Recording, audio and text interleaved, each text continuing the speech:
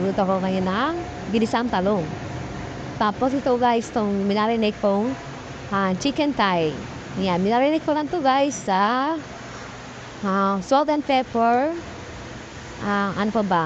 Yung bawang, Worcestershire sauce, at saka hindi mo siya ng konting soy sauce. Guys. Mainit na guys yung kawali. Magluto muna ako ng gulay. Lagyan natin guys itong talong.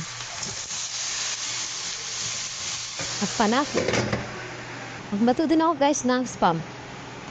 Ayan. Timpla na natin guys itong ng breading pala. Timpla natin ng breading itong chicken. Nilinipat ko lang ito sa isang dagayan. Lagyan natin guys ng cornstarch. Ayan. Babus pa na yung cornstarch. Wala na akong cornstarch guys. Lagyan natin na itlog. Ito na guys, nahalo ko na, iprito na natin to guys. Pero unahin ko muna to guys, to spam. Yan, dito ko lutuin sa malaking kawali. Lagyan na natin guys.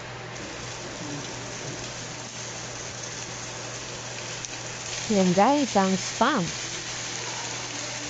Tipla na natin guys ng oyster sauce. At paminta. Lagyan natin ito guys. Lagyan natin guys ng black pepper. Yan guys, ito na ito guys, itong gulay. Balitarayin natin guys itong spam. Yan, ito na. Yan guys, luto na ito yung spam. Pwede na natin.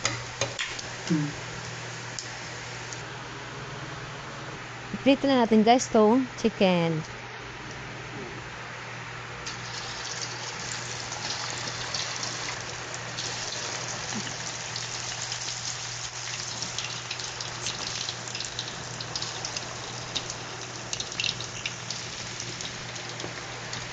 Yan guys, double fry natin guys to kasi para may crispy lalo. Yan. Hindi ko napakita guys kanina kasi tingin ng mga aso namin. Yan.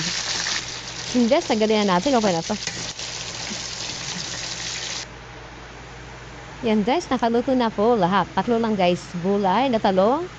Ito yung chicken, fried chicken, at saka spam.